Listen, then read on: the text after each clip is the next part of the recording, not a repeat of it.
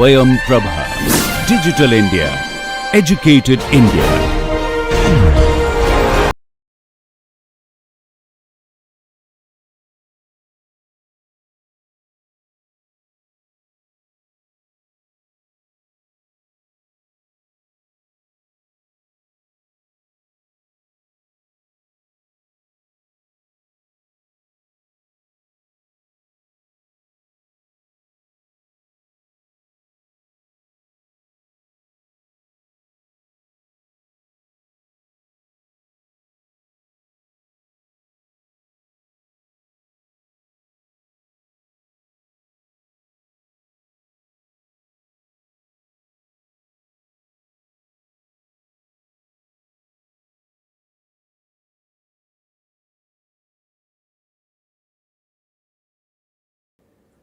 Hello and welcome back to lecture number 53 of this course on robust control. In the previous lecture, we have seen a very interesting result where we saw that we can go beyond the conventional small gain test provided there is some structure to the uncertainty that we have in the set, right. Provided we have this arbitrary block structure diagonal like diagonal block sitting in the uncertainty set, right. Subject to that sort of a structure in this set, we can go beyond just looking for the condition that the norm of the operator M11 needs to be less than 1. In fact, it was tantamount then to finding some theta, which were these special things, that objects that we called as commutants, right, commutants to the uncertainty set. So, the more the information we have about the uncertainty set, the more we try to glean more insights about what needs to be done, right. So, based on the structure of the uncertainty set, we construct something called a commutant to that uncertainty set, okay. And based on our ability to find a suitable commutant, we might be able to relax the premises of the conventional small gain theorem. That is what we have learned in the previous lecture. Now, we shall go a few steps ahead with this small gain theorem. We have already stated the main result, that is that it is already a sufficient condition, but again as I said, it comes as no surprise because after all the conventional small gain test is a sufficient condition. So, the scaled small gain test, which promises to be slightly more relaxed at least, yeah, it should be a sufficient test for this structured uncertainty at least, right. Okay. And as of now you might still you would be right in thinking that this is not such a big deal, because we already had one sufficient result, maybe we have a slightly more relaxed sufficient result, but we have not been able to even guarantee, we have no guarantees at this moment that this is the best you can do. Maybe someone comes up with another sufficiency condition which is even more relaxed than this, yeah, and it turns out that that is not possible, okay. So, that is the beauty of it, okay. That is why this is the best you can do and no better than this, okay. So, in order to set up a few more things before we start our discussion today, I will define another set. So, remember we had this, it will do well to recall this set, this theta A, there is a commutant of delta A, okay. Now, we will define a very special set, positive commutant in the sense. What is this positive commutant? So, we define P theta A, okay, as those thetas belonging to size m cross m k, sorry, the m cross m, this is m cross m, this is size m cross m, such that theta is equal to these diagonals with theta 1 I dot dot dot till theta d I, okay, that does not complete it, and theta k greater than 0. So, that is the notion, right. So, this is in general going to give you a bunch of non-negative matrices with at least the diagonal entries being positive. The off diagonal entries can be 0, cannot be negative of course. So, it is only positive or 0 entries in this matrix. Okay. This is that set. So, notice that how is this going to be related to theta A? For one, you can immediately see that this is definitely going to be a commutant. Yeah, that is very obvious, no? It is after all nothing but, I mean, look, after all you had delta 1, delta 2 till delta d, yeah, multiplying this theta 1 I dot till, of course, with appropriate sizes, yeah, that is equal to nothing but theta 1 delta 1 dot dot dot, but thetas are scalars, remember, theta d delta d, but this I can of course write down as the same as theta 1 I dot dot dot till theta d I times delta 1 dot dot dot till delta d, sorry, delta d. So, there is absolutely no difference in these operators when they commute, right, it leads to the same thing, ultimately this is the common thing, right. So, when you have things like these, of course, in general for a commutant you do not need the thetas to be the theta 1, theta 2, those scalars to be positive, but when you are restricting them to be positive, then we call it a special set. So, this p theta, remember, is contained in theta A. Okay. So, each element of p theta A is definitely an element of theta A. Okay. What else apart from this can we say about this theta A or its properties therefrom? Okay. So, let us think about some of these properties that we have here. Okay. So, we have when, sorry, you notice that if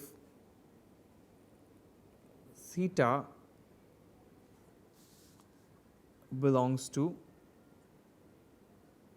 theta, this notation is a little insane, the big theta, theta belongs to theta A, that implies that theta Hermitian theta, yeah, also belongs to p theta A.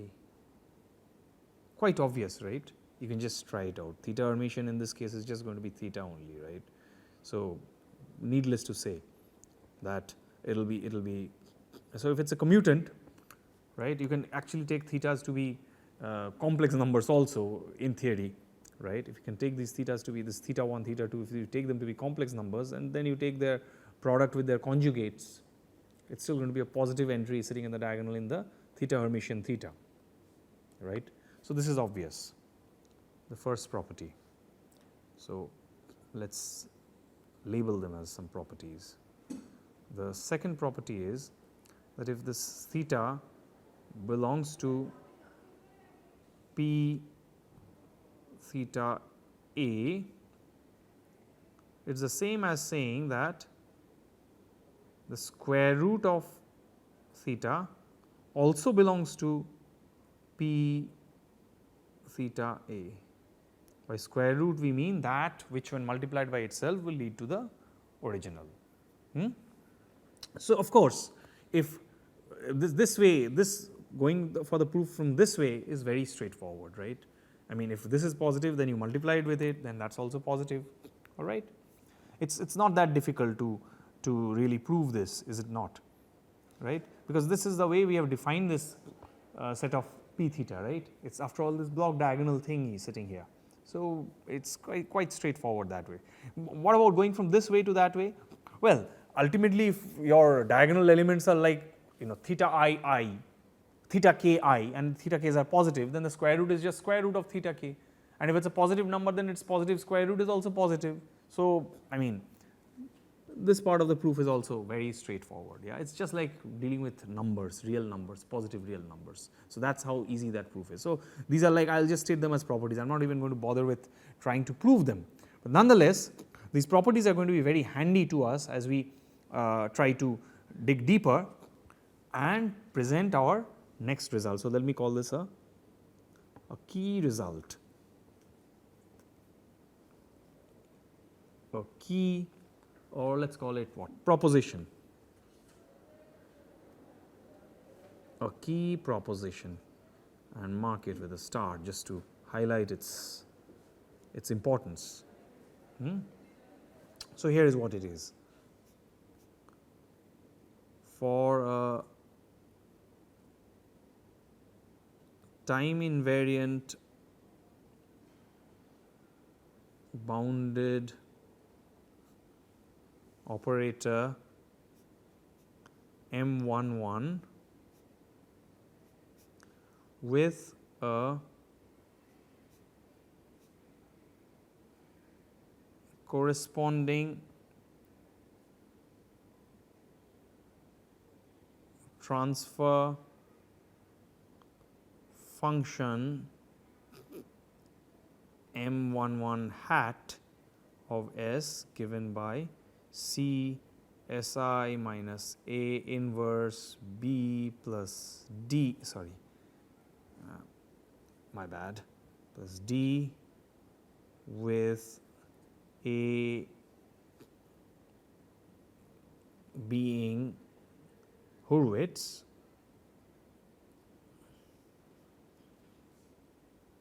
and of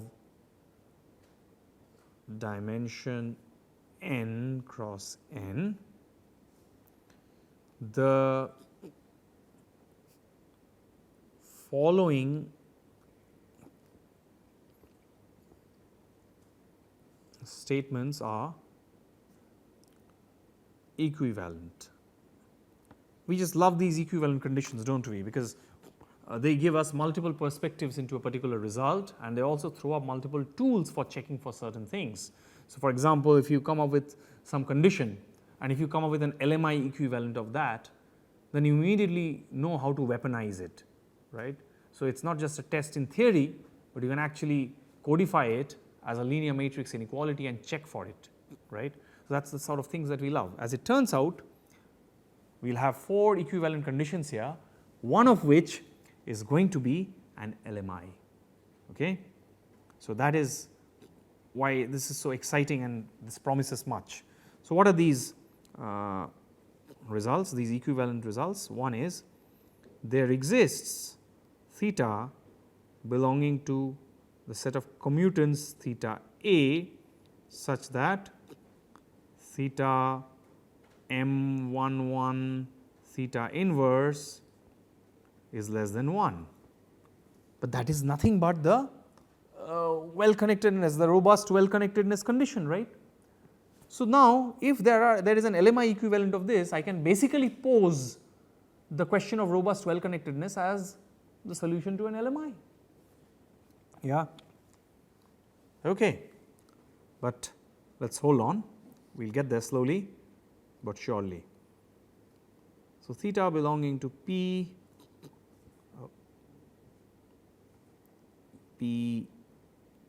theta A such that theta to the half M11 theta to the minus half, which is basically the square root of theta inverse or the inverse of square root of theta, whichever way you like to look at it, is less than 1. Okay, fair enough, but the way that this result is interesting is that now this confines the search for commutants to only the set of positive commutants. Okay. So if this B is equivalent to A, yeah, already we have seen that we have gone from the conventional small gain test to the scaled small gain test. Now we are saying that the scaled small gain test, in order to search for a commutant, you don't need to search for all possible commutants.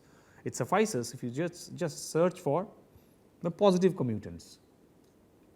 Okay, that's at P theta A. Remember that P theta A that we have defined today. just going to go back to that. Okay. So, notice something here, maybe I should have mentioned this. Explicitly in the definition of p theta a, I have not said that this is part of a commutant, I have just inferred it like so. But I leave it to you to check that, look, after all, if you have something like this sitting here, yeah, it is going to be a commutant.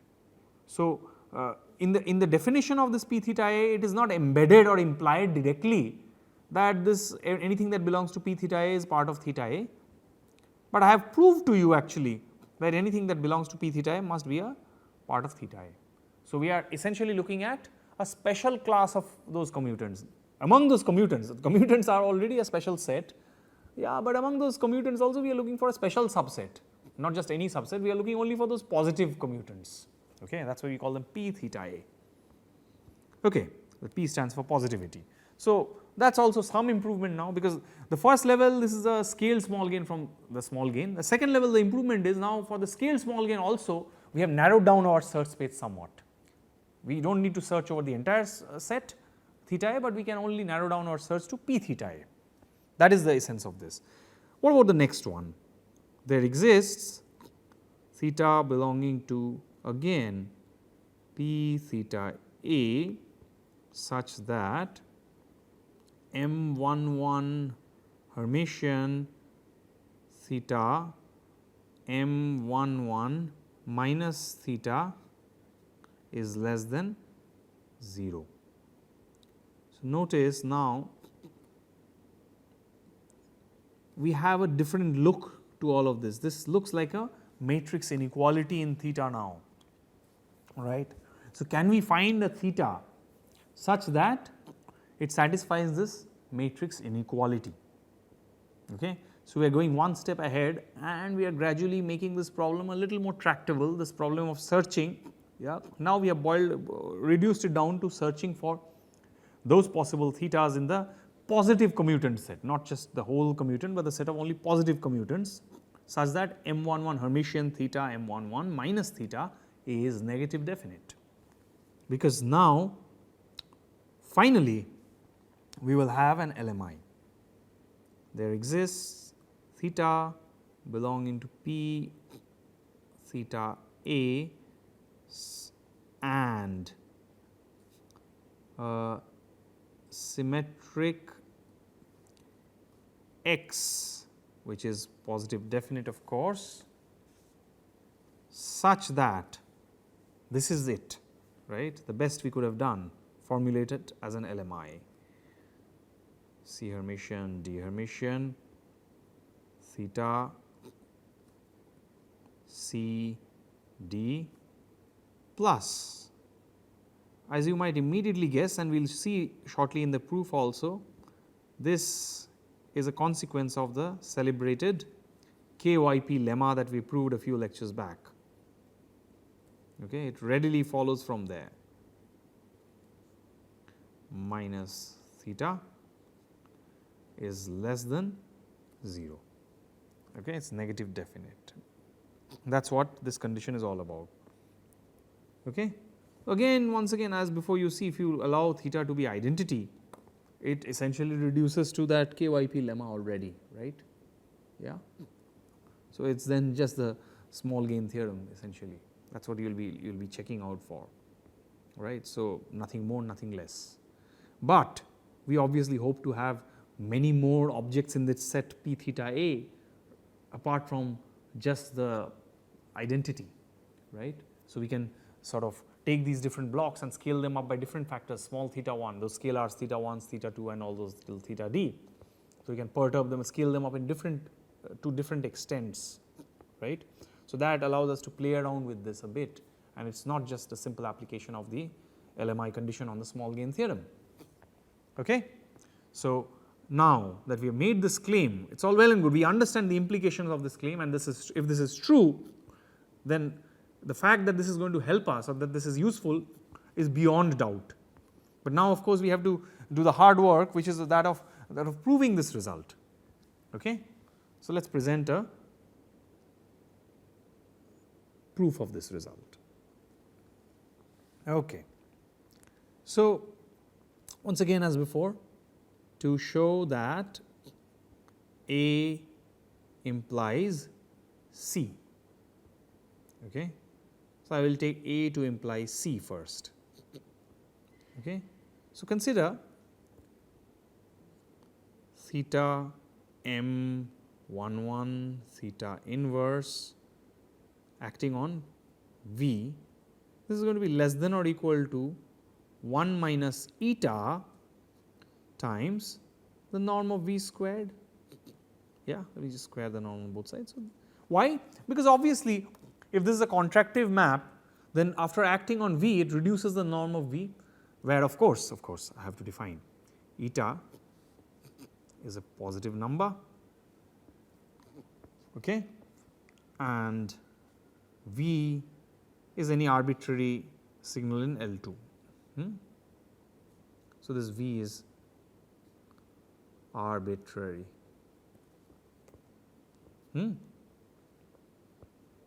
Okay,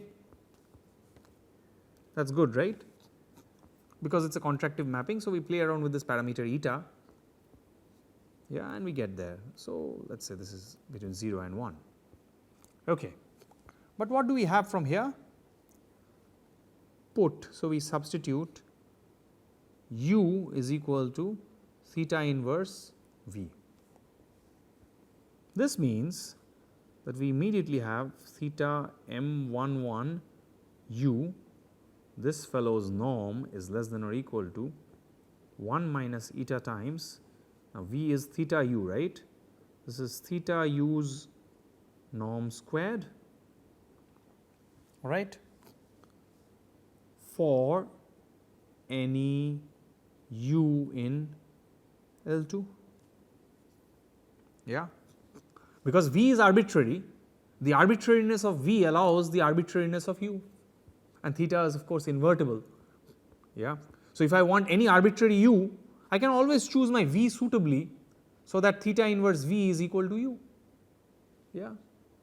The way to choose the appropriate V is whatever u you have chosen, just operate theta on it and you get V as given by theta u.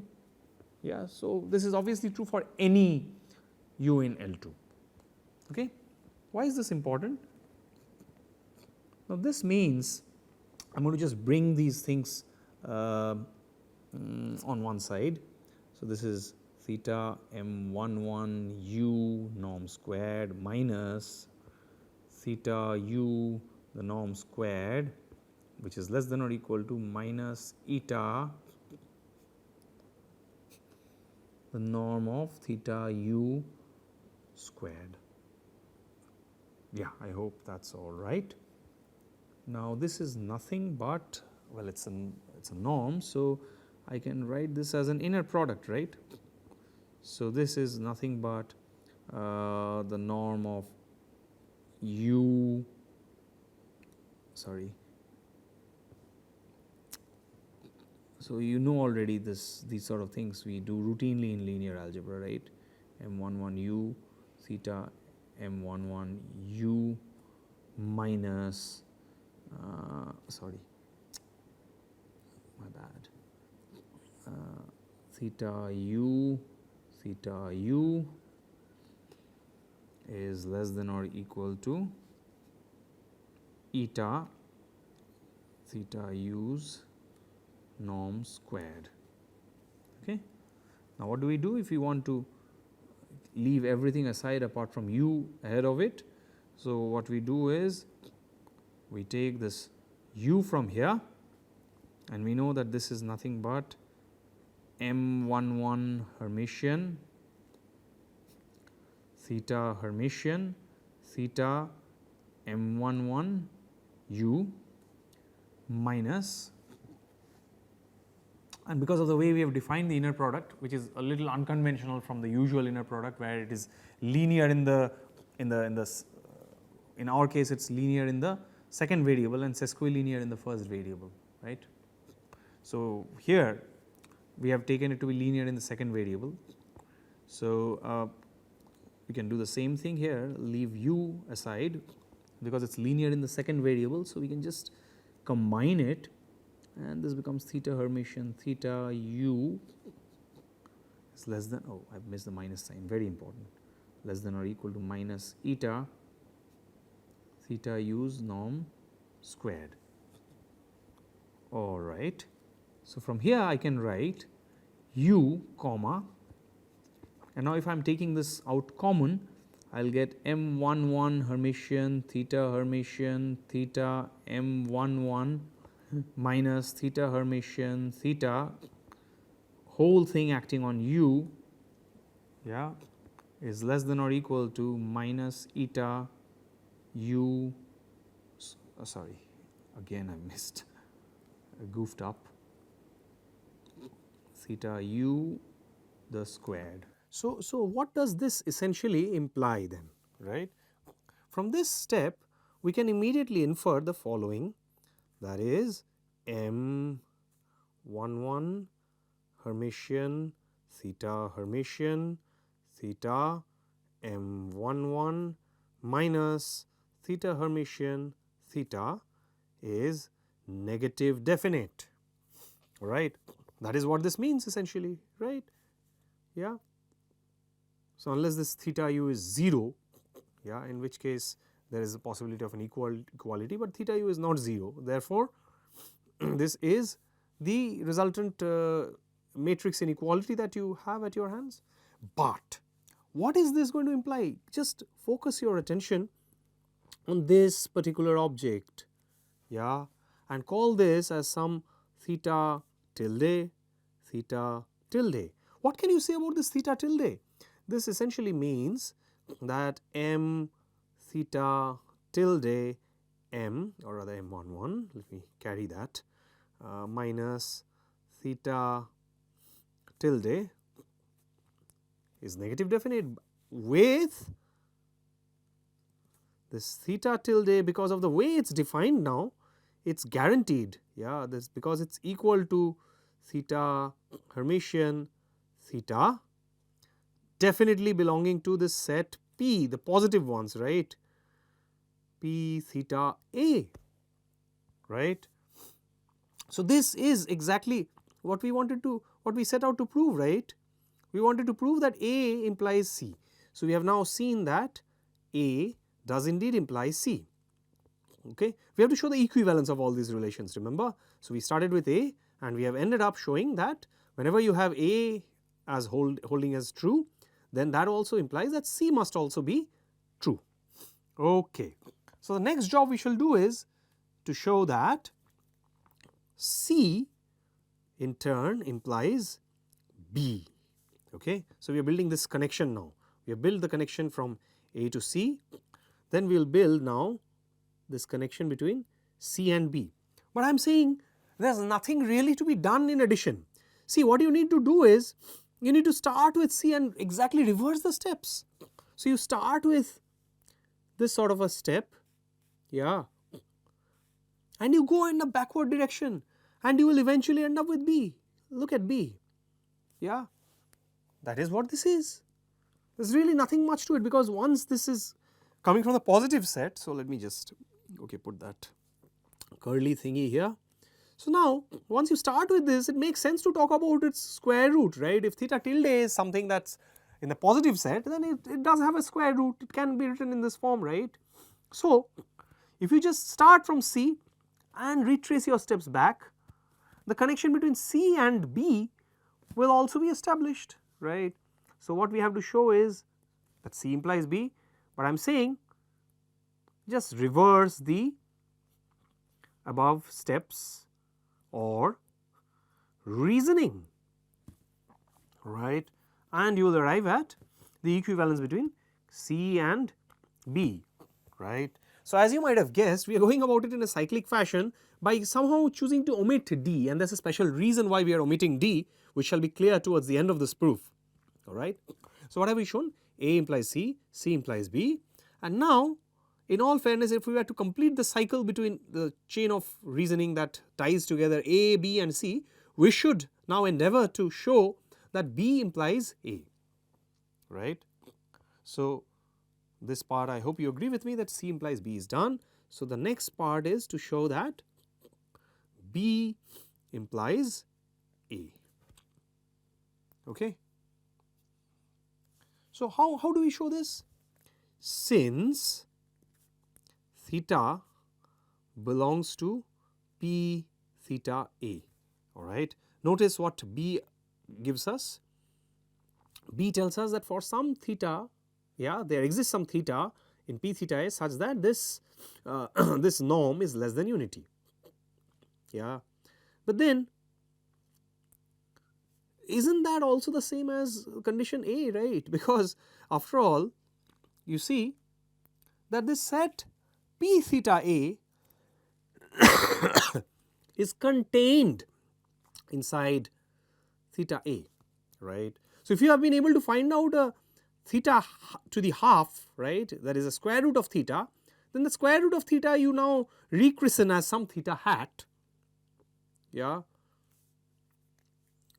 So, since such that theta half m11 theta minus half, this norm is less than 1 from B, rechristen this as some theta hat or maybe some, I do not know, some theta bar perhaps, without you know, confusing the notation, theta bar perhaps. So, this essentially means what? This essentially means that exactly the same as this, right, because if theta belongs to P theta A, then theta half also belongs to P theta A, right.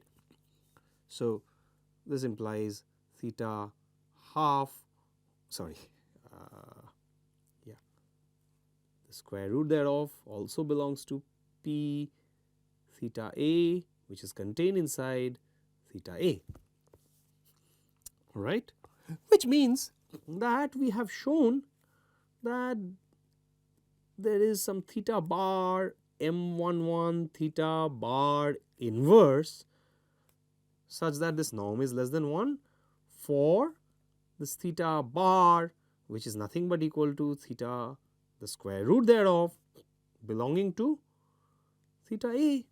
But this essentially is nothing but the condition A, the first condition in this particular result. So, this theta bar is exactly that theta, yeah, which belongs to theta A and satisfies this condition, right. Okay. So, we have managed to show that B implies C, sorry, B implies A. So, what have we essentially managed to do? Let me write that in a different color so that you do not get confused with this, alright. Just a minute, let me write that in a different color.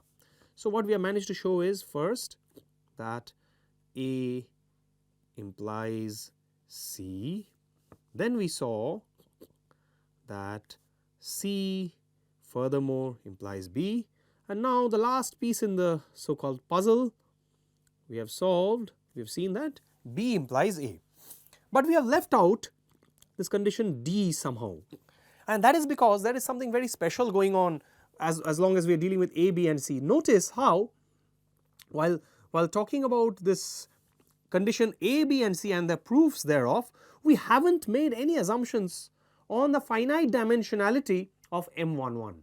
Okay. So far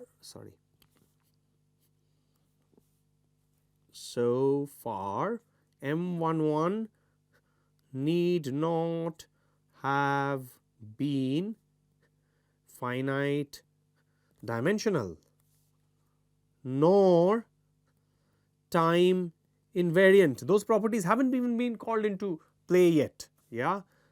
But for D we need those properties. So, notice this result is actually quite profound in the sense that although we have upfront made this assumption that M11 has this corresponding representation, let me correct that, this is M11, okay. Yeah, so M11 has this corresponding transfer function like so, yet while proving the equivalence of these first three conditions, that is A, B and C, nowhere have we called these into play. We have not required these conditions like that M11 must be finite dimensional or that it must be linear time invariant and that therefore it must have a transfer function like so. But now the moment we try to invoke D, and that is why we have gone about this chain of reasoning built around A, B and C separately, independent of condition D. What we shall now endeavour to do is to show the equivalence of B and D and D and B.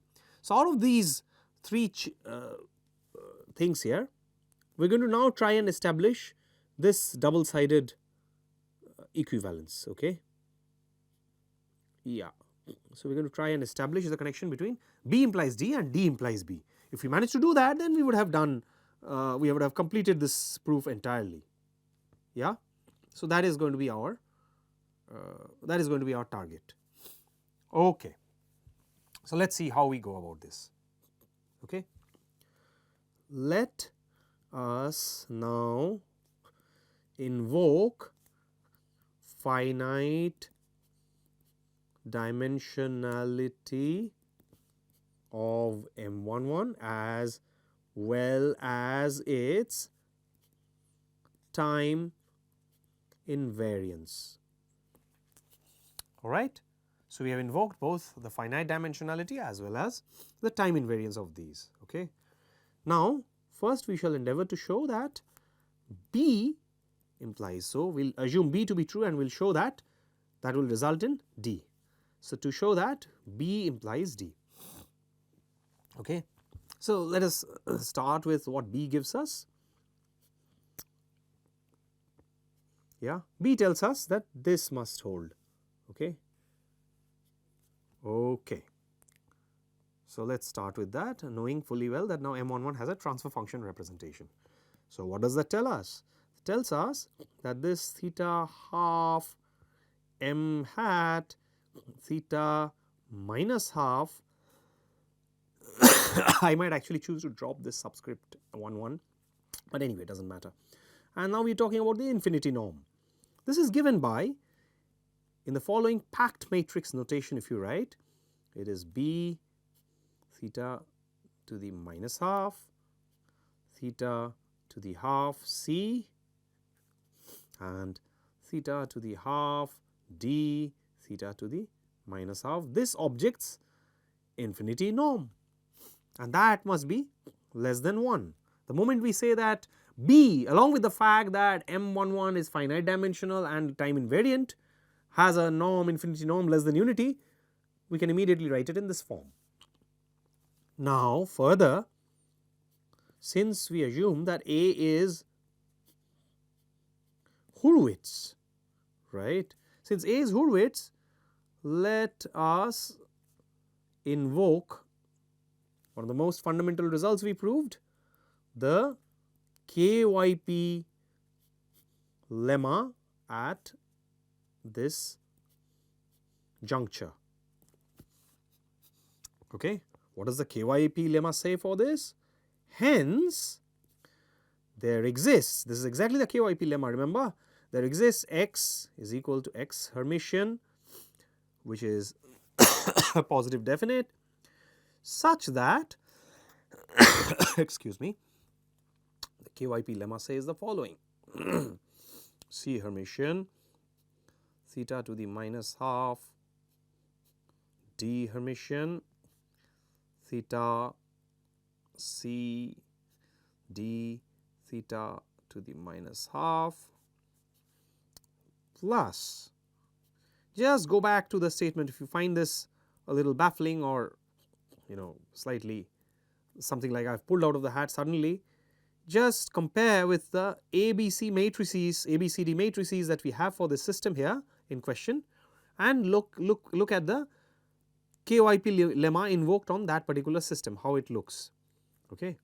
So, I am not going back to the lecture that where we proved the KYP lemma, but just convince yourself that this is indeed what the KYP lemma is tantamount to and nothing but this. Yeah. This is the LMI that we are dealing with. Okay. Now, hit this KYP lemma on both sides. Let me just use the purple color here. Hit this LMI from the left and from the right with the following. Okay, this is going to get a little clumsy, but I hope you understand what I am doing here. This is theta to the half the square root, and on the right also we hit it. Of course, to that 0, if you hit something with the from the right or from the left, it matters not, but so that right hand side remains 0 of this, but the left hand side changes now. Notice now what happens. Once you hit it on the right and left with this object, what we get is, it's just a bit of algebra, you see, nothing fancy going on here. We have just freed up, let us just see Hermitian, d Hermitian, theta remains in between as it is. This last term also gets freed up from this theta half and all these pesky square roots, sorry, I am just saying we have gotten rid of the square root and then I wrote the square root, yeah. So, we have gotten rid of this square root now. Same thing. Now, what happens here? Yeah. If you hit this object with this theta half I, yeah, remember the first element, yeah, I is 0. So, this object does not change, all right. And when you hit it with the second, this object does not change. So, hitting it from the left with this object, it does not change the first entry. Yeah, it is just a bit of routine block matrix multiplication is what it is, all right. So, in case you think I am skipping steps, it is good practice to just check if I am doing some mistakes, if I am making some mistakes here. I am hopefully not, but still you should not trust me, you should actually check my calculations yourself. Yeah, but what is this? Lo and behold, what we have landed up with is nothing but condition number D. This is precisely what D is, yeah. And if you have any doubts about the fact that this theta belongs to half, well, of course it belongs to p theta, yeah, because we got this theta as a result of multiplying theta half, yeah, with itself. So, of course, this is positive definite, yeah. So, there is no doubt about, I mean, it is positive, it is a positive commutant, sorry, not positive definite, it is a positive commutant, right, p theta A. Right. So, we started with B and we ended up with D. So, that equivalence between B and D has now been established beyond an iota of doubt. Good. Now, we have to show finally that D is the same as B. Okay. So, the final thing, because remember this is how our circle of reasoning is. So, we have gone this one way that B implies D. Now, it is this last bit that is remaining to show the equivalence of these results, all right. Okay. So, what I am going to say here is again something that may not feel very satisfactory to you, but I am going to ask you to show that D implies B. I am just saying reverse the steps, yeah, that is all. Nothing more than that, just reverse the steps. So, what do you start with? Yeah, of course, this theta belongs to p theta A. Yeah. So, you start with this relation. There is nothing that is preventing me from hitting with these terms like so, right. This look, this term that I hit it from the left and from the right, this is an invertible term. Yeah, this theta minus half are known to exist. So, we can just hit them accordingly with this theta minus half from the left and right. There is nothing that is going to be a problem there, right. And we also know that that will subsequently lead us back to condition number B. Yeah, it is as simple as that. This is nothing fancy, nothing, no great amount of thought is required to prove that the equivalence of equivalence between D and B also exists. Yeah, but more important than all of this, the proof that is the fact that what is the take home message of this? Why is this result so powerful? Why are we invested in this?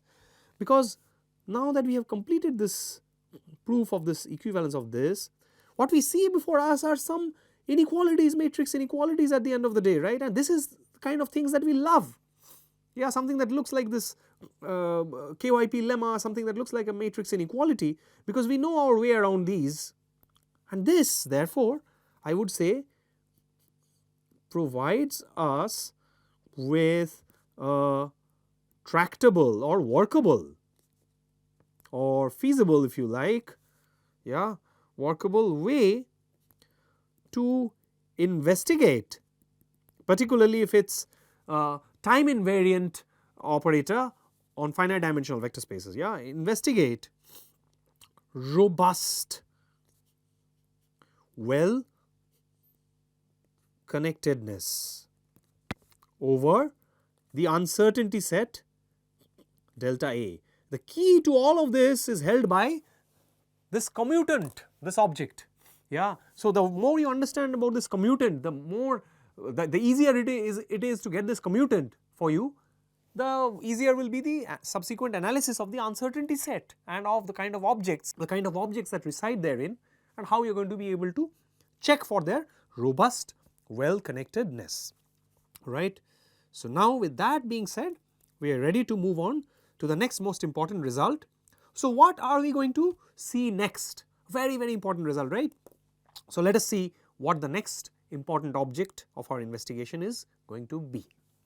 We will not be able to prove this entirely, of course it will take quite a bit of work actually, in fact it will probably take up a significant part of our next lecture too, but at least now that we have seen that there is this sufficiency condition in the form of scaled small gain test, and we also have a handle over this performing this scaled small gain test, it would really be the cherry on the top if we can prove that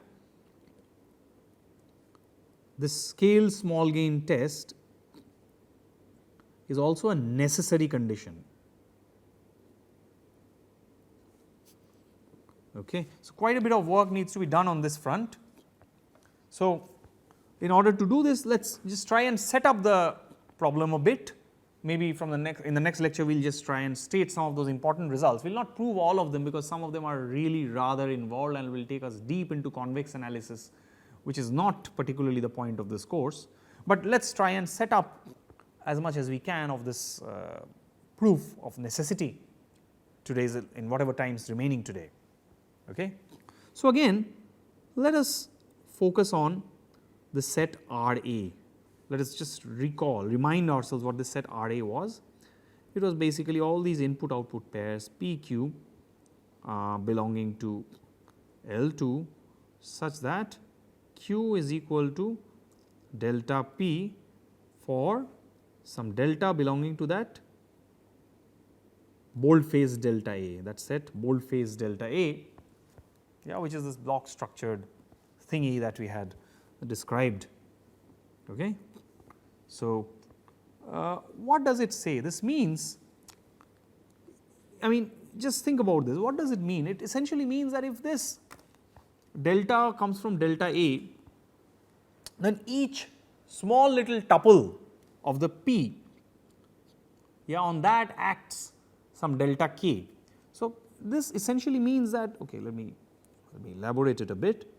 This essentially means that if you have this block structured thing here, it means that you have Qk is equal to delta K Pk.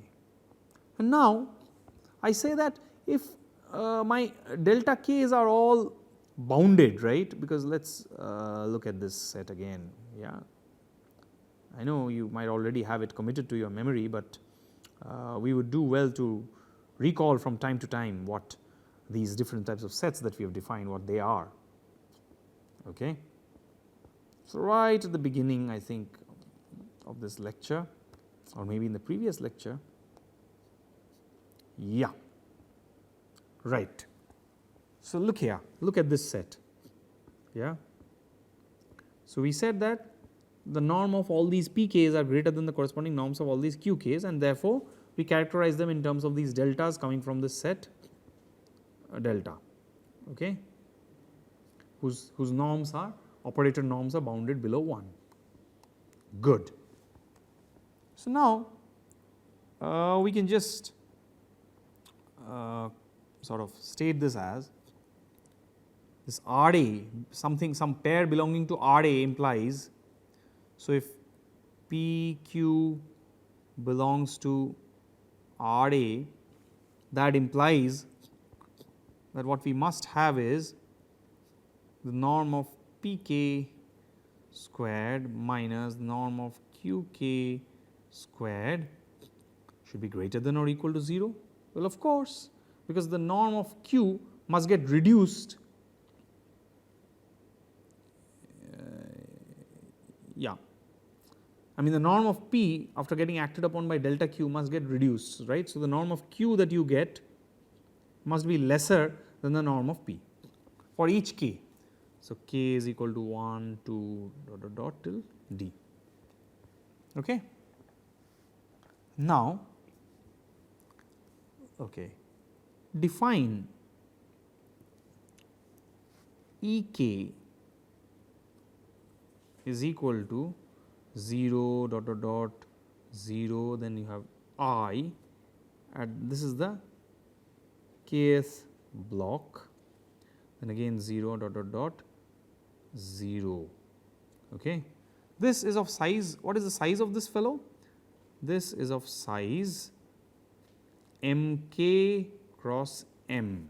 Remember what m is? M is basically nothing but the summation over all the mk's, all right, and mk is basically the size of delta k or pk or qk, whichever way you look at it, all right. Okay. So, only the kth block has an identity, all the other blocks are 0. So, this is of course an identity of size mk cross mk. Now, remember this one has size mk,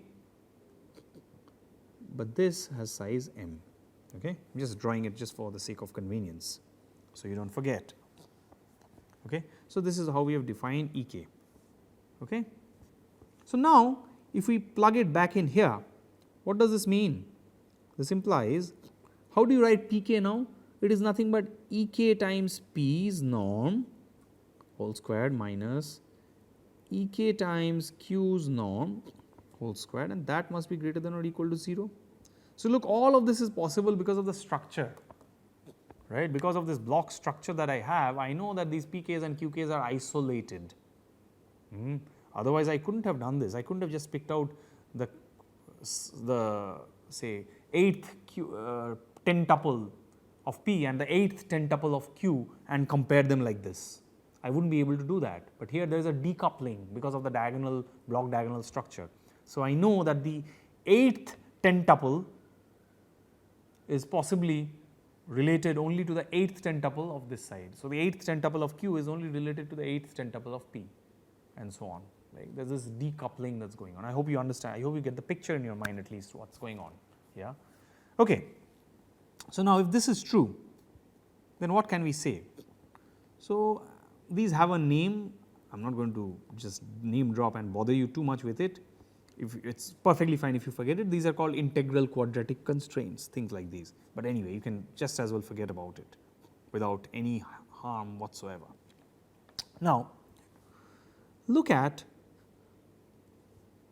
theta, which is nothing but theta 1 I dot dot dot till theta d I.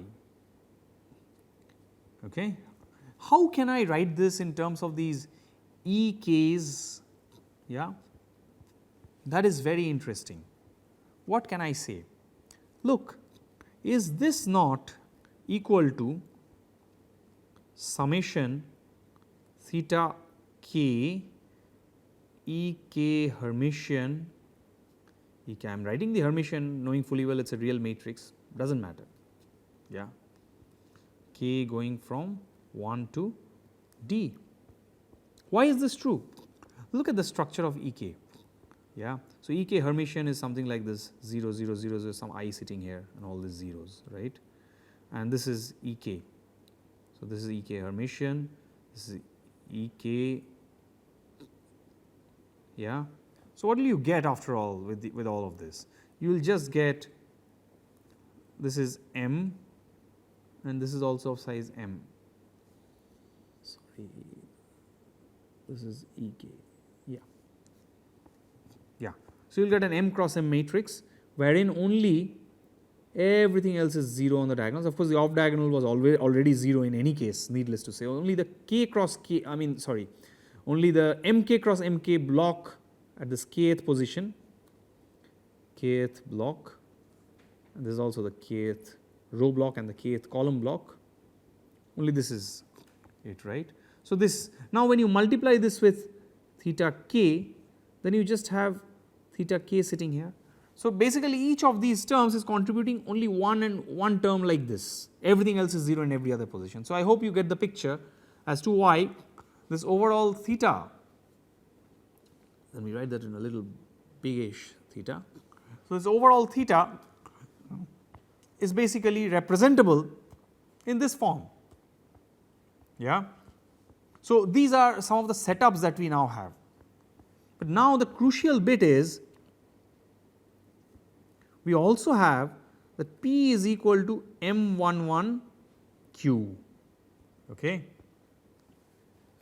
So, what happens then? Define phi k of Q as E k M Q, sorry, M11 Q, M11 Q. So, now we are invoking the property of the system, remember. Earlier we were just concerning ourselves with the uncertainty, now we are invoking the systems relationship, bringing it in here, that this P and Q are not just arbitrary and independent, right, that P is coming from somewhere and getting fed and passing through the delta and it's spitting out Q, that is not how it happens, right. So, now we are invoking that relationship, and what do we immediately see?